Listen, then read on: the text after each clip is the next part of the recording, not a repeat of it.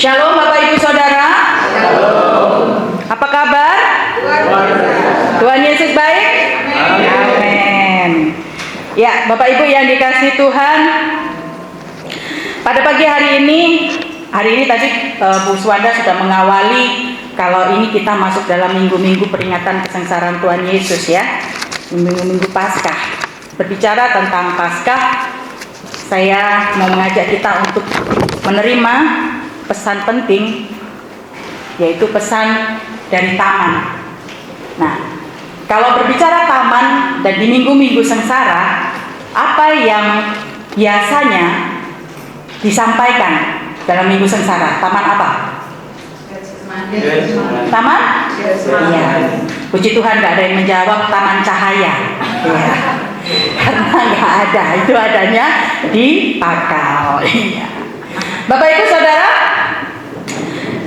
berbicara tentang Paskah yang adalah momen terpenting atau hari kemenangan kita semua yang percaya di dalam Yesus sebagai orang percaya, memang identik dengan yang namanya Taman Getsemani. Tetapi seringkali melupakan ada taman lain yang juga menjadi saksi sejarah berbicara tentang karya keselamatan atau Paskah. Taman itu adanya jauh ribuan tahun sebelum adanya Taman Getsemani. Dan taman itu adalah Taman Eden. Ya. Mari saya mengajak Bapak Ibu untuk membuka Kejadian pasal 2 ayat yang ke-8 sampai yang ke-17. Kejadian pasal 2 kita akan baca ayat 8 sampai 17. Kita akan membaca secara bergantian. Saya membaca ayat yang genap, Bapak Ibu membaca ayat yang ganjil. Oke? Kejadian pasal 2 ayat yang ke-8 sampai ke-17. Demikian bunyinya, manusia dan Taman Eden. Selanjutnya Tuhan Allah membuat taman di Eden di sebelah timur, disitulah ditempatkannya manusia yang dibentuknya itu, ya. Lalu Tuhan Allah menentukan berbagai pohon dari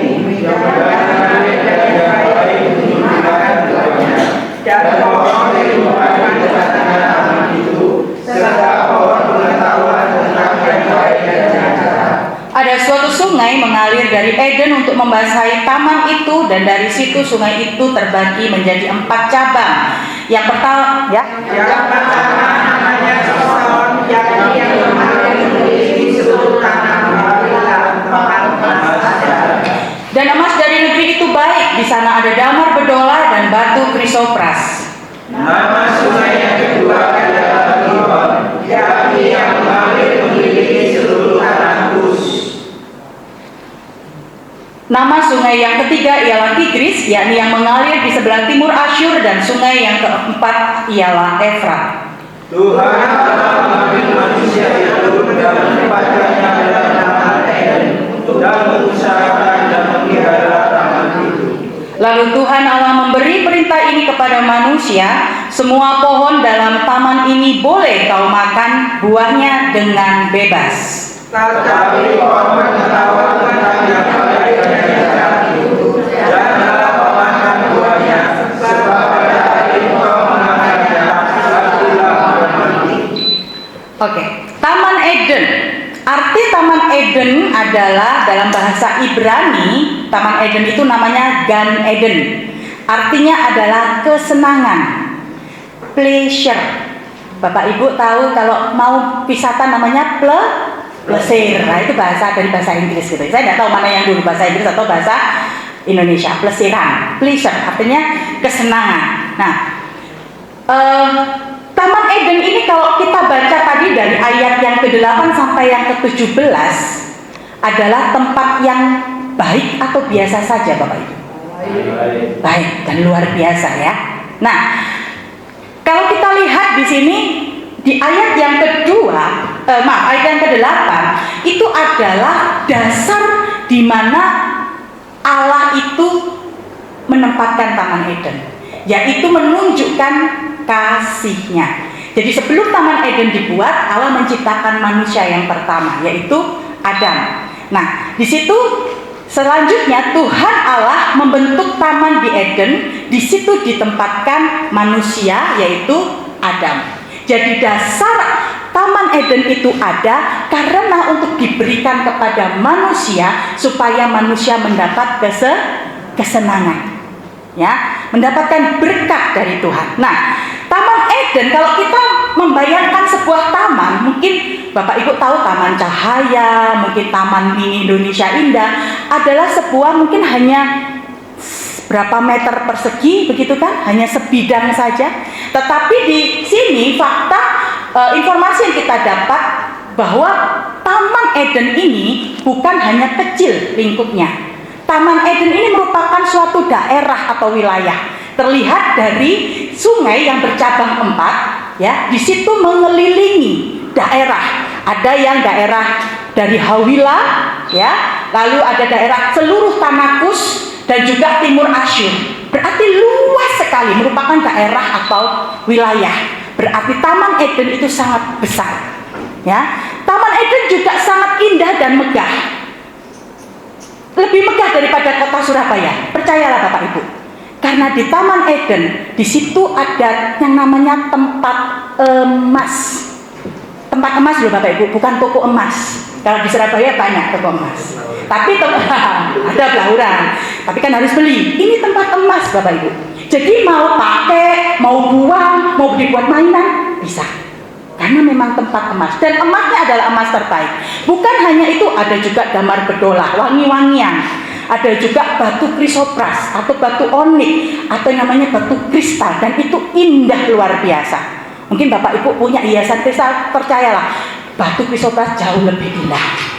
Ya, Bapak Ibu yang dikasihi Tuhan, itulah yang disediakan Tuhan Allah kepada Adam.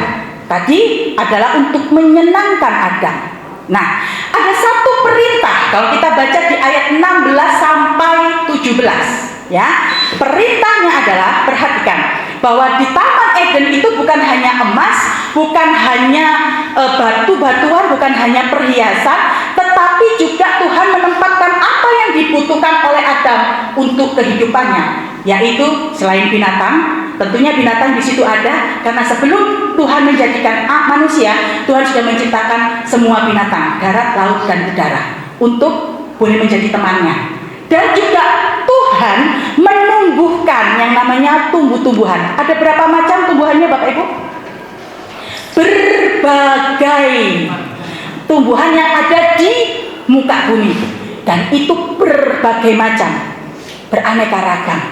Bahkan Tuhan juga bukan menempatkan tumbuh-tumbuhan yang secara fisik itu fana, tapi Tuhan juga tumbuhkan yang namanya tanaman atau pohon kehidupan di tengah-tengahnya. Dan ada juga pohon pengetahuan baik dan jahat.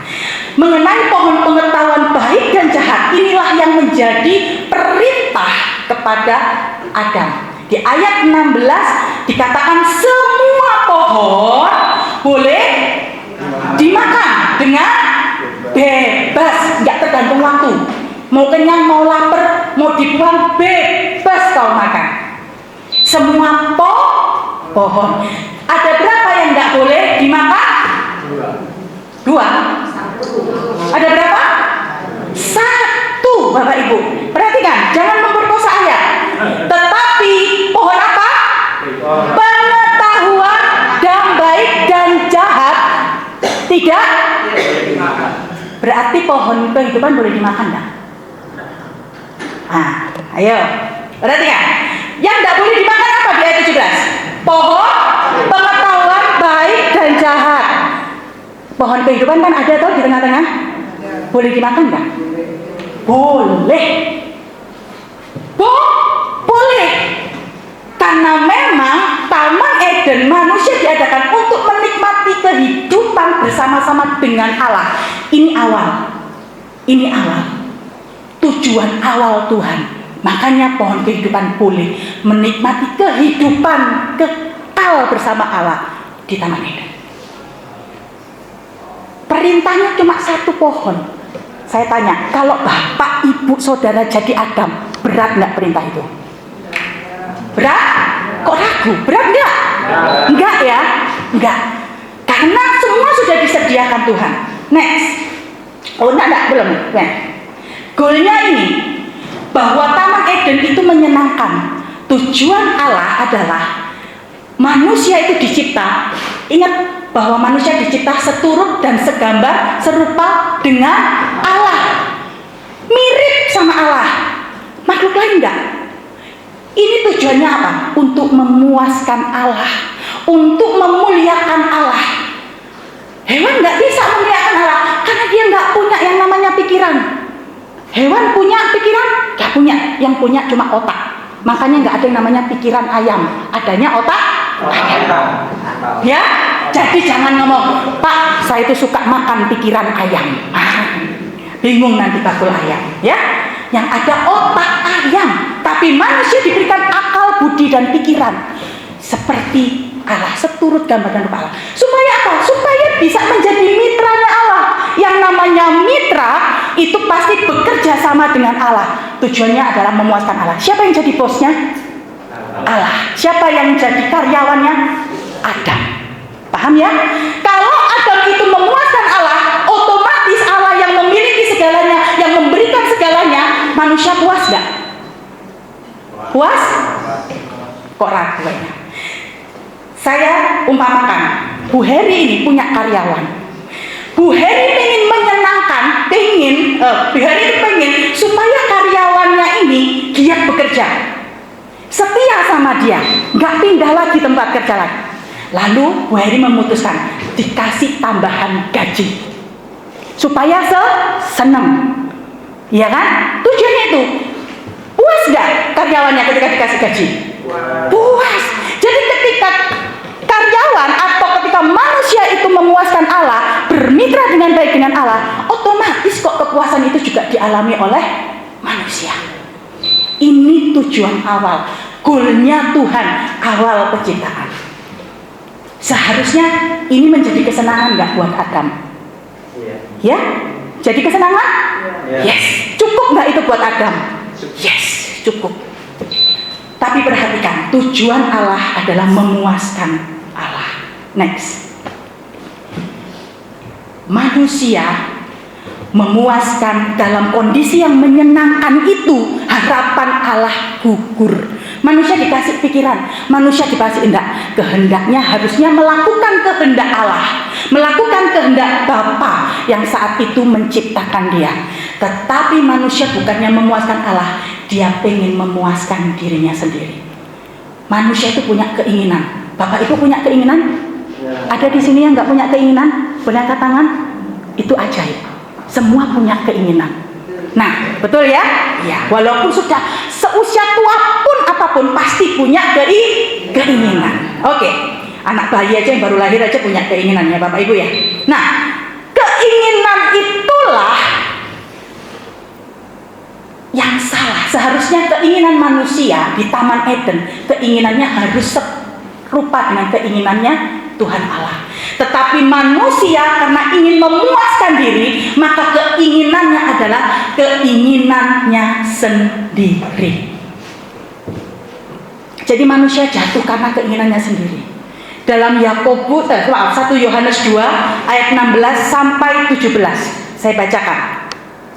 Semua yang ada di dalam dunia ini, yaitu keinginan daging dan keinginan mata dan keangkuhan hidup, bukanlah berasal dari Bapa, melainkan dari dunia. Dan dunia ini sedang lenyap dengan keinginannya. Tetapi orang yang melakukan kehendak Bapa tetap hidup selama-lamanya.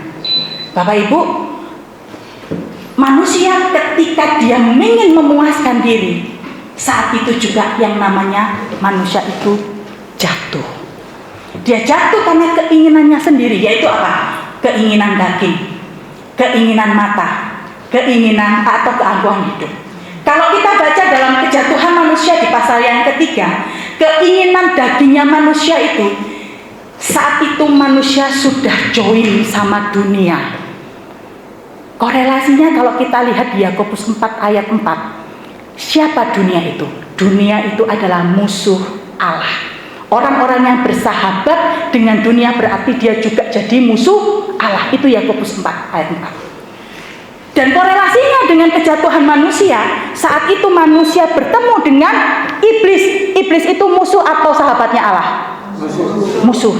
Manusia saat itu ketika menuruti yang namanya iblis, berarti dia juga menuruti keinginan musuh Allah. Jadi jatuh dalam dunia sama saja jatuh dalam keinginan musuh Allah. Menuruti keinginan musuhnya Allah. Keinginan dagingnya apa? Musuhnya bilang gini, enggak kok, itu loh malah menyehatkan kamu, matamu makin terbuka, kamu enggak mati. Keinginan daging kan begitu toh. Bagaimana orang itu serakah, sudah punya segalanya, masih saja serakah dalam hal apapun. Keinginan mata saat dipromosikan pohon itu, loh ini loh pohonnya baik kan. Lalu si perempuan atau manusia itu melihat apa? Di ayat yang ke-6 pasal 3. Melihat bahwa pohon itu kayaknya baik ya untuk dimakan. Kayaknya sedap ya. Kayaknya menarik hatiku ya. Dan kayaknya kasih pengertian buat aku. Tapi itu tampaknya, hanya kelihatannya saja. Saya punya tas mereknya Hermes. Kelihatannya asli dari mereknya Hermes, tapi sebenarnya adalah palsu. Cuma kelihatannya aja mirip, nggak bisa dibedakan secara kasat mata. Itulah namanya keinginan mata. Lalu keangkuhan hidup.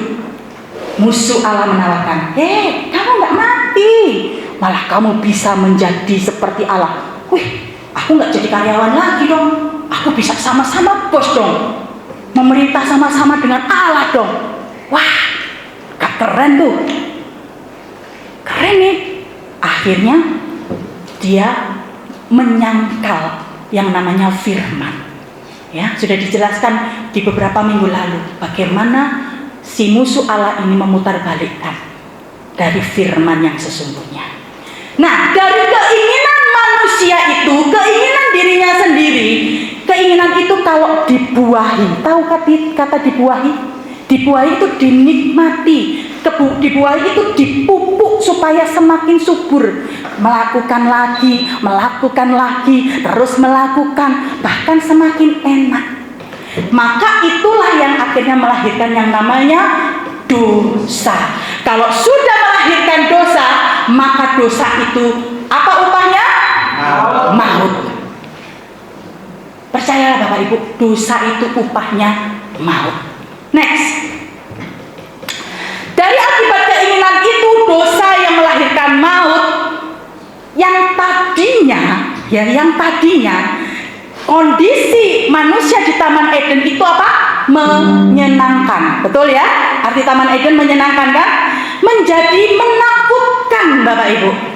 Kalau kita baca di pasal 3 ayat yang ke-10, di mana manusia itu bersembunyi ketika dia sudah melanggar perintah Allah, dia katakan, aku takut melihat Engkau Tuhan, makanya aku sembunyi.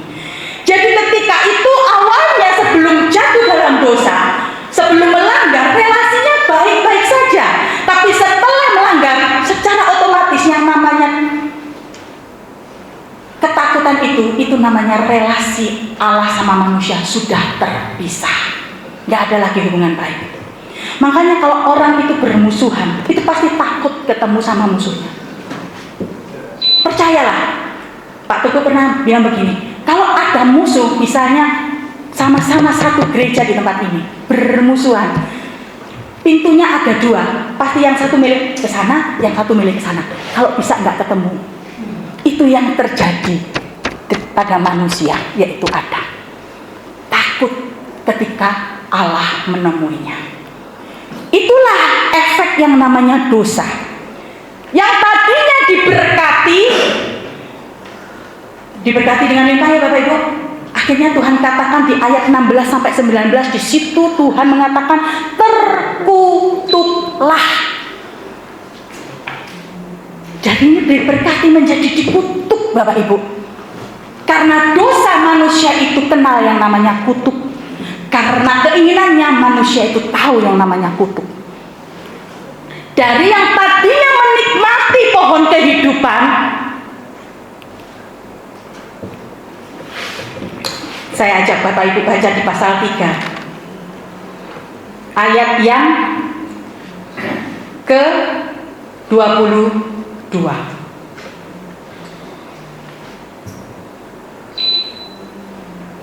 Oke, tadinya bisa toh punya hak untuk menikmati pohon kehidupan kan? Punya hak ya? Ayat 22 ya. Sesungguhnya manusia itu telah menjadi seperti salah satu dari kita, tahu tentang yang baik dan yang jahat. Maka sekarang jangan sampai ia mengulurkan tangannya, mengambil pula dari buah pohon kehidupan itu dan memakannya. Sehingga apa? Ia hidup untuk selamanya. Selanjutnya, lalu Tuhan mengusir dia dari Taman Eden. Selanjutnya, ia menghalau manusia itu, dan pohon kehidupan itu dijaga oleh Allah. Gak punya hak lagi menikmati pohon kehidupan.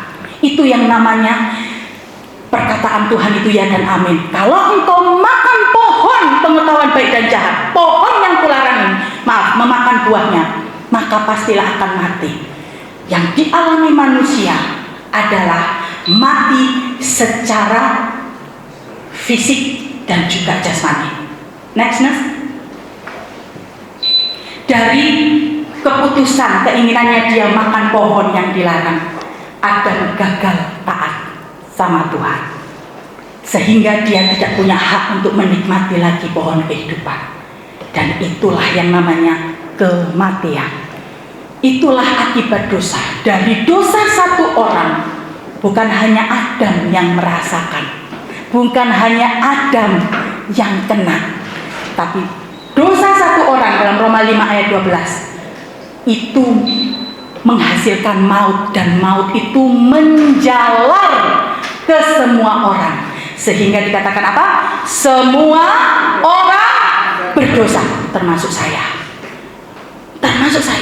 termasuk para nabi, termasuk para rasul, termasuk pendeta besar, pendeta tengah, pendeta kecil, pendeta muda, pendeta apapun modelnya, termasuk kita semua. Semua orang berdosa.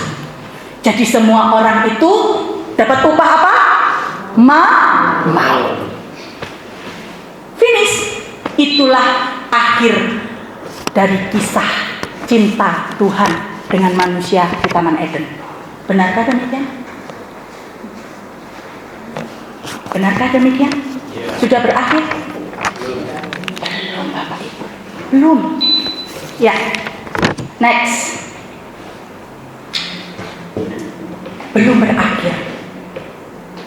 Saat manusia jatuh dalam dosa, disitulah Allah menyatakan, aku masih mencintai manusia. Karena kasih Allah itu begitu besar terhadap ciptaannya yang namanya manusia. Ketika Allah menciptakan seturut dan segambar rupa Allah, itu letak besarnya kasih Allah buat manusia. Sehingga Taman Eden itu tidak berakhir sampai di situ, tapi berlanjut kepada yang namanya Taman Getsemani. Apa dasar Taman Getsemani? Yohanes 3 ayat 16 sampai 17. Kita baca sama-sama ya. 2, 3. Karena begitu besar kasih Allah akan dunia ini, sehingga Ia anaknya yang tunggal, supaya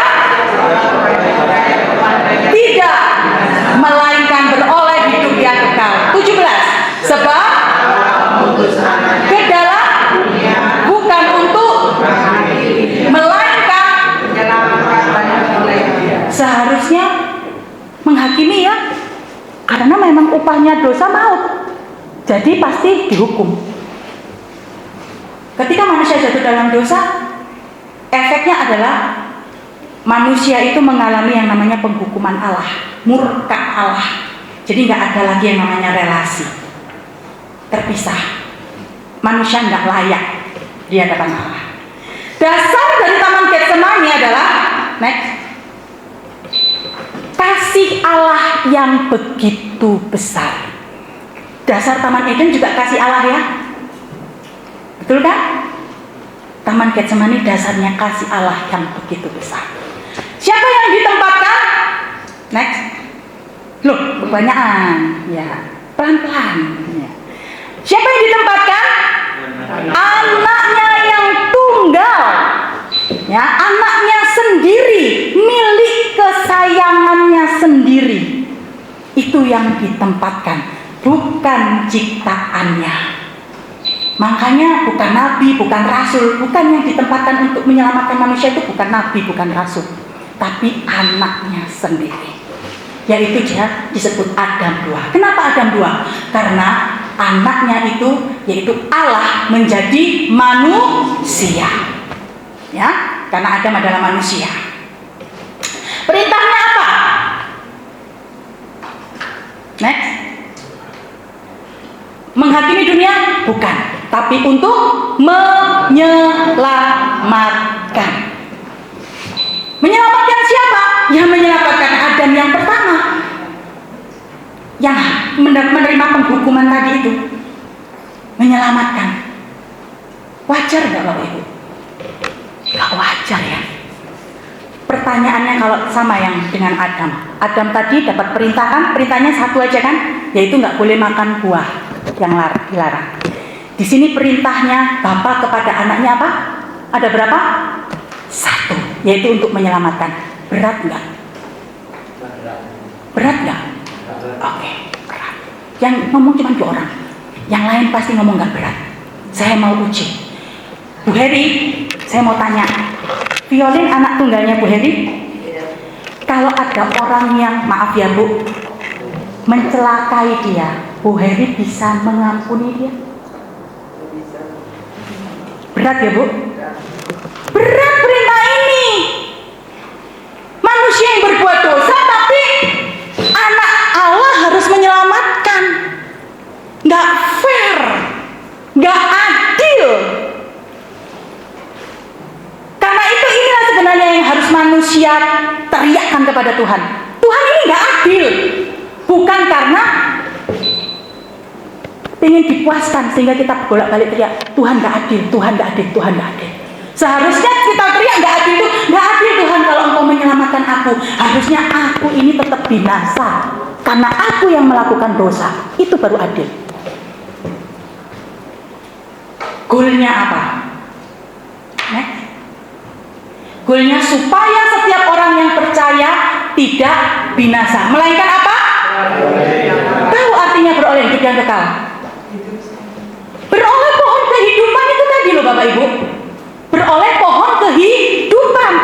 Perhatikan ketika Tuhan ingin mengusir, jangan disentuh, jangan sampai dia mengulurkan tangan, jangan sampai dia makan pohon kehidupan, supaya ia jangan sampai hidup selama-lamanya.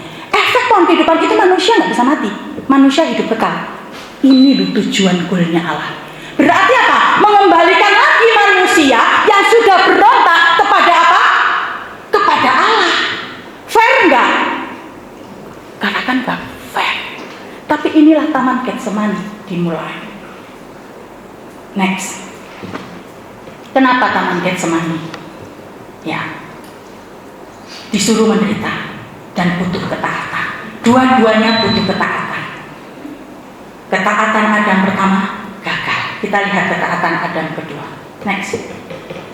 Mengapa Getsemani? Getsemani berasal dari bahasa Ibrani Getsemani, artinya tempat pemerasan minyak. Karena lokasinya ada di Bukit Zaitun, ya. Jadi banyak ditumbuhi oleh pohon, jenisnya cuma 1, buah zaitun. Di situ juga ada alat pemeras minyak. Ya. Nah, Taman Getsemani ini sering sekali dikunjungi oleh Tuhan Yesus. Untuk apa? Bukan untuk plesir, Bapak Ibu, seperti Taman Eden. Bukan. Tapi untuk berdoa dan untuk bersekutu bersama murid-muridnya. Sering kali ngajak murid-muridnya ke taman itu. Makanya salah satu murid Yesus ketika orang-orang Farisi, orang-orang ahli Taurat itu mencari Yesus supaya dalam perencanaan pembunuhan, di mana Yesusmu? Di mana Yesusmu? Muridnya langsung tahu. Oh, di Taman Getsemani karena sering dikunjungi. Murid ini juga sering ke Taman Getsemani. Tahu saya katakan siapa muridnya? Yudas Iskariot. Ya, jadi walaupun sama-sama ke Taman Getsemani untuk berdoa dan bersekutu sama Tuhan, tapi ternyata dia nggak percaya loh sama Tuhan. Jadi tidak semua orang yang ada di gereja, bersekutu di gereja, datang ke gereja, fokusnya itu untuk Tuhan. Ya, oke. Next. Apa yang terjadi di Taman Getsemani? Dalam Matius 26 ayat 36 sampai 46, ya, bahwa Taman Getsemani itu merupakan awal di mana Tuhan menyatakan karya keselamatannya. Mari kita buka Matius pasal 26 ayat yang ke-36.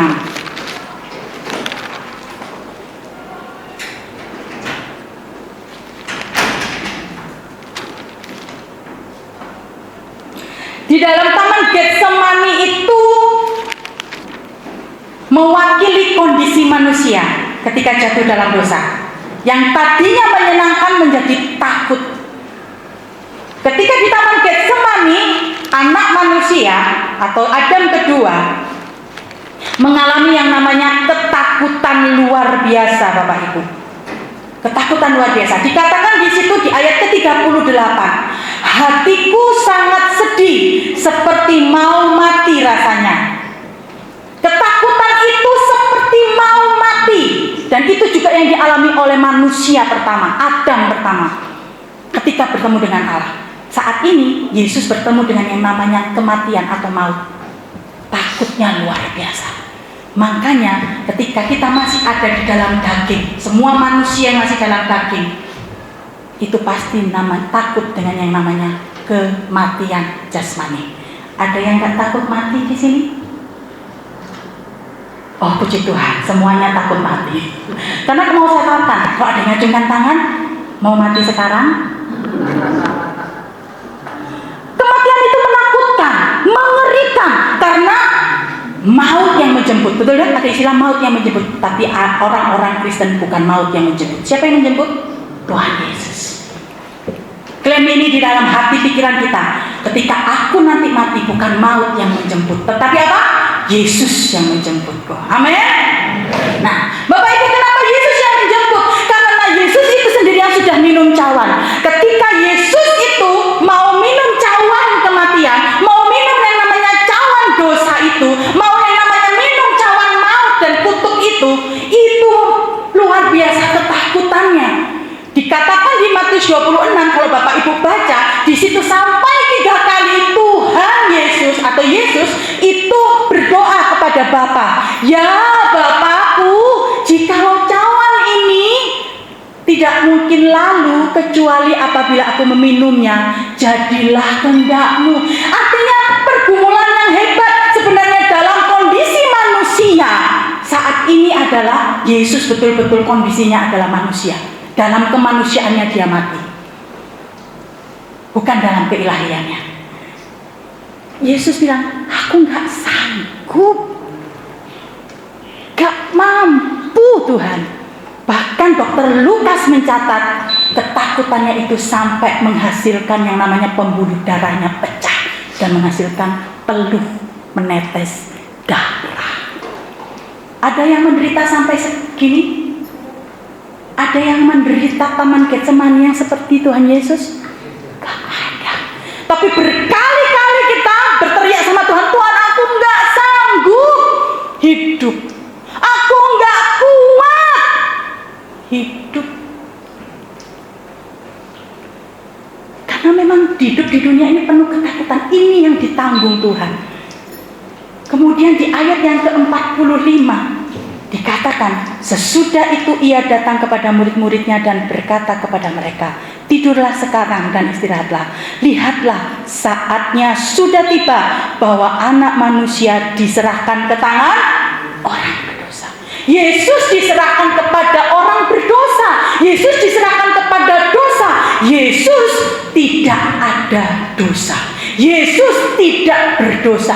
Yesus tidak berdosa. Yesus tidak mungkin berdosa. Itu Yesus, manusia yang sejati. Manusia yang tanpa celah.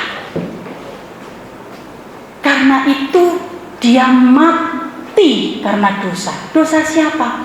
Dosa Adam pertama.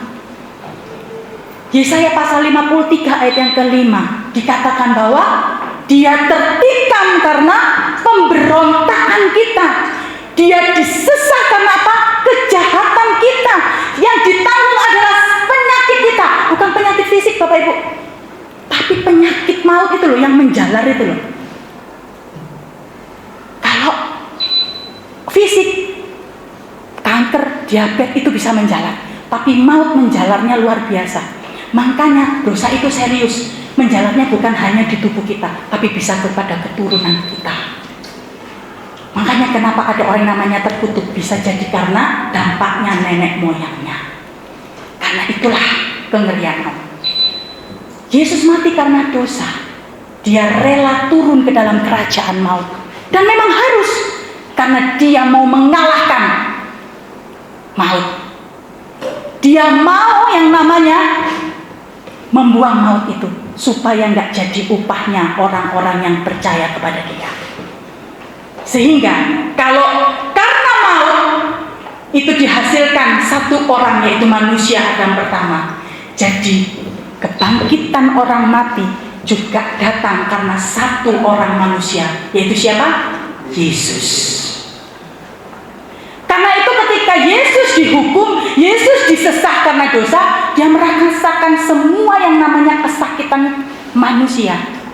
Jadi kalau Bapak Ibu, kita semua, kita menangis, Tuhan turut merasakan. Tuhan sudah ngerti, karena Tuhan sudah jadi manusia, pernah jadi manusia. Jadi sahabat terbaik kita itu adalah Tuhan Yesus. Kalau mau ngadu, ngadulah pada Tuhan Yesus. Penderitaannya jauh lebih besar daripada penderitaan yang kita alami sekarang.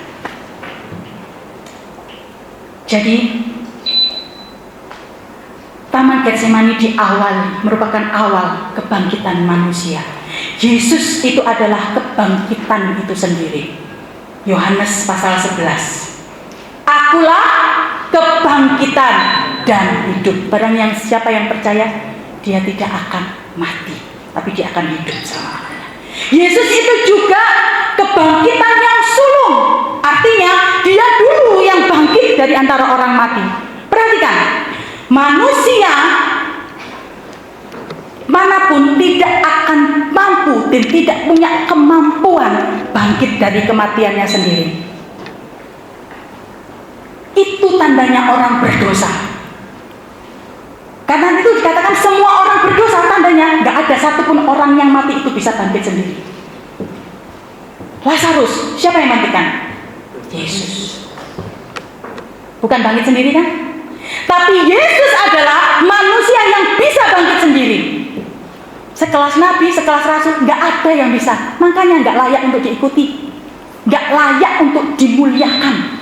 Yang layak dimuliakan adalah Yesus. Dia raja, dia nabi, dia rasul, dia Allah.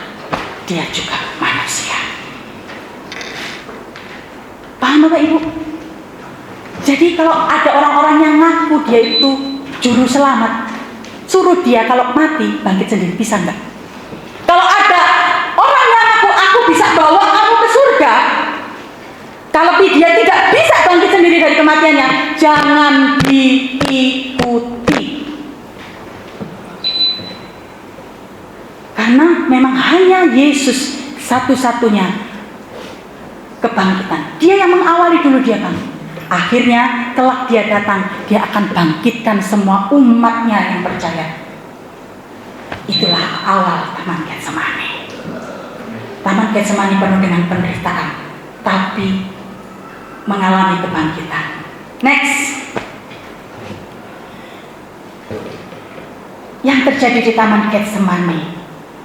Kalau dulu di Taman Eden, manusia mendapat apa? Penghukuman, relasi dengan Allah rusak, ya. Ciptaan dengan sang penciptanya. Apa itu? Kita. ya, kita putus hubungan. Ya, kita putus hubungan penciptaan dengan penciptanya. Tapi di sini manusia melalui Yesus, hubungan manusia dengan penciptanya, dengan Bapa dipulihkan. Dan luar biasanya Bapak Ibu, kita disebut orang-orang yang percaya kepada Yesus adalah Tuhan dan Juru Selamat. Apa label kita? Anak Allah. Katakan samping kiri kanan, kamu anak Allah loh.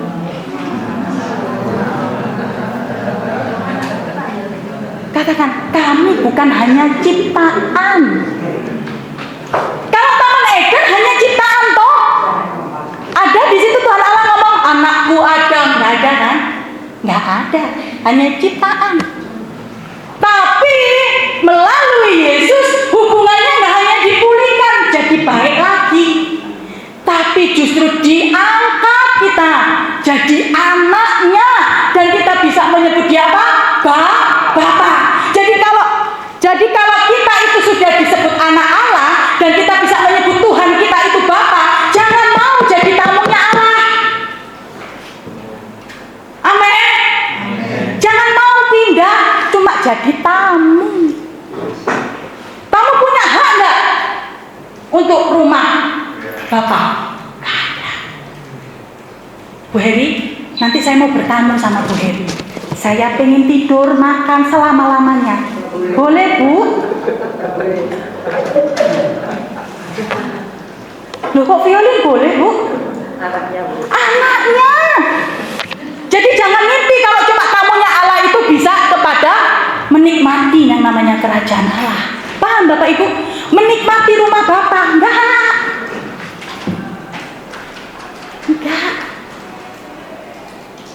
Jangan harap kalau cuma jadi tamunya Allah itu, tamunya Bapa, bisa menikmati rumah Bapa. Makanya indah sekali ya orang-orang dalam Tuhan, kalau mati pulang kemana? Pulang ke rumah Bapa. Nggak pulang ke rumah Bu Heri, nggak pulang ke rumah Bu Teguh, nggak. Pulang ke rumah Bapa. Enak ya? Itu bangga loh kita itu harusnya. Ketika dengar itu aja nangis loh kita itu. Saya cuma ciptaan diangkat jadi anak, padahal saya sudah berontak. Jadi karena semua itu Adam 2 sudah berhasil menyelesaikan ketaatannya. Makanya 7 perkataan salib, 7 perkataan Tuhan Yesus di salib diakhiri dengan apa? Sudah selesai. Jadi selesainya karya Allah itu bukan di Taman Eden, tapi di Taman Getsemani. Tamannya di situ menderita, bukan yang menyenangkan. Bapak Ibu, ada yang mengalami Taman Getsemani hari-hari ini?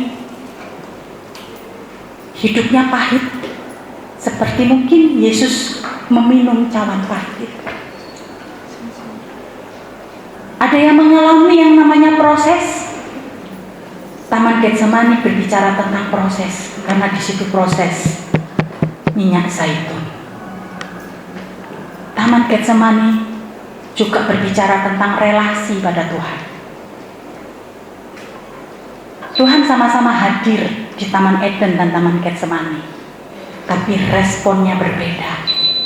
Manusia di Taman Getsemani, manusia Adam kedua, manusia Yesus, responnya adalah terus membangun relasi, mentaati, terus berhubungan. Kualitas cintanya beda dengan kualitas cinta manusia pertama kepada Tuhan Allah. Kualitas manusia di Taman Eden hanya sebagai apa? Tuhan kasih saya, Tuhan penuhi saya, Tuhan berkati saya, Tuhan saya mau ini, karena memang dia memuaskan diri. Taman Getsemani bukan memuaskan diri, tapi memuaskan Allah. Tapi Yesus menyangkal dirinya. Saya ajak terakhir kita buka Wahyu pasal 22. Kita jalan-jalan ya Bapak Ibu. Jangan-jangan dari awal ke tengah terus terakhir. Wahyu pasal 22 ayat 1 sampai 5. Bapak Ibu menyimak ya, membaca Alkitab dan Alkitabnya masing-masing. Lalu ia menunjukkan kepadaku sungai air kehidupan yang jernih bagaikan kristal dan mengalir keluar dari tahta Allah dan tahta Anak Domba itu. Di tengah-tengah jalan kota itu, yaitu di seberang menyeberang sungai itu, perhatikan, ada pohon-pohon kehidupan yang berbuah 12 kali tiap-tiap bulan sekali, dan daun pohon-pohon itu dipakai untuk menyembuhkan bangsa-bangsa. Maka tidak akan ada lagi laknat. Perhatikan, tahta Allah dan tahta Anak Domba akan ada di dalamnya, dan hamba-hambanya, hambanya kecil ya, siapa itu? Orang percaya, akan beribadah kepadanya, dan mereka akan melihat wajahnya, dan namanya akan tertulis di dahi mereka, dan malam tidak akan ada lagi di sana, dan mereka tidak memerlukan cahaya lampu dan cahaya matahari, sebab Tuhan Allah akan menerangi mereka. Mereka akan memerintah sebagai raja sampai selama-lamanya. Bapak Ibu, kalau mundur lagi, Intip pasal 21 ya, di ayat yang mulai ayat yang ke-16, nanti Bapak Ibu baca ya. Di situ ada emas di kota itu. Ada juga zamrud, ada juga yang namanya apa? Batu krisopras. Ada emas, batu krisopras, ya, dan batu-batuan yang lain. Siapa itu sebenarnya kota ini yang dimaksud? Belum paham? Di Taman Eden ada apa? Emas ada? Ada sungai? Ada batu permata? Bukankah yang baru kita baca, kota Allah ini yang akan disediakan? Jadi apa kota itu? Taman Eden. Perhatikan ada apa di situ? Pohon kehidupan. Di Taman Eden ada pohon kehidupan? Saya hanya maksudnya tafsiran saya, pohonnya ditulis satu kali, pohon kehidupan, berarti cuma satu. Tapi ketika Tuhan menunjukkan yang pertama, Eden ini bukan hanya sekedar taman lagi, tapi jadi apa? Kota. Kota itu bagian taman atau taman itu bagian kota? Mana yang lebih besar? Taman atau kota? Kota. Berarti apa? Taman Eden yang baru sudah dibangun Tuhan. Dibangun lebih besar. Perjalanan dari Taman Eden ketika pohon kehidupan itu dijaga, ditutup oleh manusia-manusia dibuang. Perjalanannya Allah nggak diam, Bapak Ibu. Allah sedang menyiapkan yang namanya Taman Eden, yaitu apa? Kota yang indah dan permai. Ada kota yang indah permai. Nah itulah, saya nggak lupa lanjutannya. Ini yang dimaksud. Nggak lagi hanya sekedar taman, tapi kota. Kenapa kota? Karena di situ ada rumah-rumah. Rumahnya siapa? Rumah Bu Heri, rumah Pak Yanto, rumah Ci Ani, rumah Pak Teguh, rumah siapa saja orang yang percaya kepada Tuhan. Makanya jadi kota. Loh kok nggak ada amin? Nggak pengen punya rumah di sana? Nggak pengen? Saya pengen, Bapak Ibu. Saya pengen. Siapa yang pengen?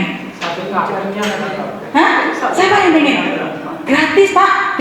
Nggak pakai DP 0%, nggak pakai. Hah? Perhatikan kalau Bapak Ibu bacanya Intip pasal 21. Banyak batu krisopras kok. Batu-batunya makin banyak, dihias Tuhan, makin indah, luar biasa, megah. 12 jenis. Banyak, bagus. Pohon kehidupannya ada berapa Bapak Ibu? 1? Banyak. Karena dikatakan apa? Pohon kehidupan. Jadi nggak usah rebutan. Bu Heri punya pohon kehidupan di rumahnya.